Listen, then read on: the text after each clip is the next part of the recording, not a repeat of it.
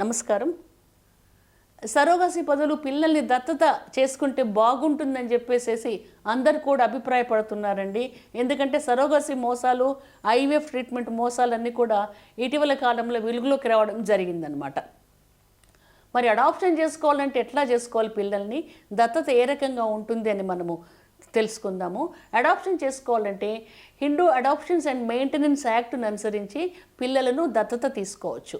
ఎలాంటి పిల్లల్ని తీసుకోవడానికి రూల్స్ ఉపయోగిస్తారంటే, జనరల్గా మనకు తెలిసినటువంటి మన కజిన్స్ కానివ్వండి, మన బ్రదర్స్ సిస్టర్స్ కానివ్వండి, మన ఫ్రెండ్స్ కానివ్వండి, మన సర్కిల్లో ఉండేటటువంటి పిల్లలను మనము దత్తత తీసుకోవాలంటే ముందుగా పేరెంట్స్ యొక్క అంటే ఎవరైతే బాబు పాపను కలిగి ఉన్నారో వారి యొక్క అనుమతి కావాలి. ఇద్దరు కూడా యాక్సెప్ట్ చేయాలి. ఇచ్చేవాళ్ళు యాక్సెప్ట్ చేయాలి, పుచ్చుకునే వాళ్ళు కూడా యాక్సెప్ట్ చేయాలన్నమాట. కాకుంటే ఈ అడాప్షన్ తీసుకోవాలంటే కొన్ని నియమాలు మనకు ఏర్పరిచారండి చట్టాన్ని అనుసరించి. ఎట్లా ఉంటాయంటే నియమాలు, ఎవరైతే అడాప్షన్ తీసుకోవాలని చెప్పేసి అనుకుంటారో వాళ్ళకి, సపోజ్ ఒక అబ్బాయిని ఒక పాపను పెంచుకోవాలనుకున్నప్పుడు వాళ్ళకి అంతకుముందు ఒక పాప ఉండకూడదు. ఒక బాబును పెంచుకోవాలనుకున్నప్పుడు అంతకుముందు ఒక బాబు వాళ్ళకి ఉండకూడదు అనమాట. ఇదొక రూలు.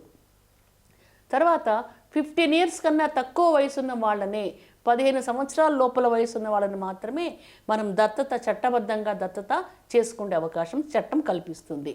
ఇంకొక విషయం ఏంటంటే, ఎవరైతే అమ్మాయిని దత్తత చేసుకుందాము అని అనుకుంటారో ఆ అమ్మాయిని దత్తత చేసుకోబోయేటటువంటి తండ్రికి ఆ అమ్మాయికి 21 సంవత్సరాల ఏజ్ గ్యాప్ ఉండాలి. అబ్బాయిని దత్తత చేసుకోవాలనుకున్నప్పుడు అతని దత్తత చేసుకోబోయేటటువంటి తల్లికి ఆ అబ్బాయికి 21 సంవత్సరాల గ్యాప్ ఉండాలన్నమాట. కాబట్టి ఇవి Hindu adoptions and maintenance act ప్రకారము దత్తత చేసుకోవాలంటే ఈ రూల్స్ అండ్ రెగ్యులేషన్స్ మనము ఫాలో అవ్వాలి. ఇంకొక విషయం ఏంటంటే, ఎవరికైతే పేరెంట్స్కి మనం దత్తత ఇస్తున్నామో వాళ్ళు ఆర్థికంగా అన్ని రకాలుగా కూడా చక్కగా సెటిల్ అయినటువంటి ఫ్యామిలీస్ అయి ఉండాలి. ఈ పాతకాలంలో అయితే దత్తత చేసుకునేటప్పుడు అదొక క్రతువుగా దత్తత హోమం జరుపుకునేవాళ్ళు.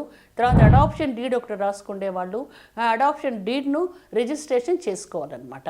మరి ఇలా కాకుండా మన చుట్టాలలో, మన బంధువులలో మనకు పిల్లలు దొరకకుండా ఒక అనాథ పిల్లను, అనాథ పిల్లవాడినో మనం పెంచుకుందాము అని అనుకున్నప్పుడు గవర్నమెంట్ ద్వారా మనము దత్తత పొందేటటువంటి అవకాశాలు ఉన్నాయి. మనకు శిశు విహార్లు అని చెప్పేసి శిశు సంక్షేమ శాఖ వాళ్ళు ఏర్పాటు చేసినటువంటి సెంటర్స్ ఉన్నాయన్నమాట. అక్కడ ఎవరైనా సరే పిల్లలను వదిలించుకోవాలని భావించినప్పుడు అక్కడ ఒక క్రేడిల్ సిస్టమ్ ఉంటుంది. ఆ ఊయలలో ఈ అనాథ పిల్లలను అక్కడ పెట్టేసేసి వెళ్ళిపోతూ ఉంటారు. అలాంటి పిల్లలను శిశు విహార్లో పెట్టుకుంటారనమాట. అలాంటి పిల్లలను మనం ఎవరైనా అడిగినప్పుడు ఆ శిశు విహార్ అధికారులు దత్తత మనకు ఇస్తారు. కాబట్టి శిశు విహార్కి వెళ్ళి అక్కడ దత్తత కోసం అప్లికేషన్స్ పెట్టుకొని వాళ్ళకి కావాల్సినటువంటి రిక్వైర్మెంట్స్ అన్నీ కూడా మనం చూపించినప్పుడు అప్పుడు శిశు విహార్ వాళ్ళు ఆర్డర్ ఆఫ్ మెరిట్ పైన, అంటే ఎంతమంది ఉన్నారో లిస్టులో చూసి ఒక్కొక్కరికి పిల్లలను ఇస్తూ పోతూ ఉంటారు. ఈ దత్తత అన్నది మనం చట్టబద్ధంగా చేసుకోవాలంటే ఆ శిశు విహార్ వాళ్ళు యాక్సెప్ట్ చేసిన తర్వాత తిరిగి దాన్ని జిల్లా కోర్టుకు పంపిస్తారు. ఎవరిని?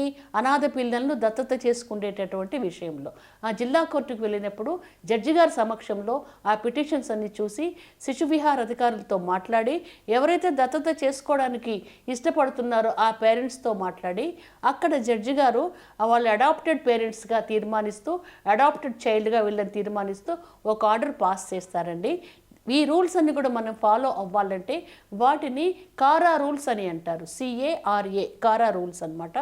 సెంట్రల్ అడాప్షన్ రెగ్యులేటింగ్ అథారిటీ అని చెప్పేసి అంటారనమాట. ఈ రూల్స్ అనుసరించి మనము శిశు విహార్ నుండి అనాథ పిల్లలను దత్తత తీసుకోవచ్చు. కాబట్టి ఈ ఫెర్టిలిటీ సెంటర్స్ ద్వారా మోసపోకుండా, సరగసి ద్వారా మోసపోకుండా ఈ రకంగా చేసుకుంటే ఇంకొక పిల్లలకు మనము జీవితం ఇచ్చిన వాళ్ళం అవుతాం.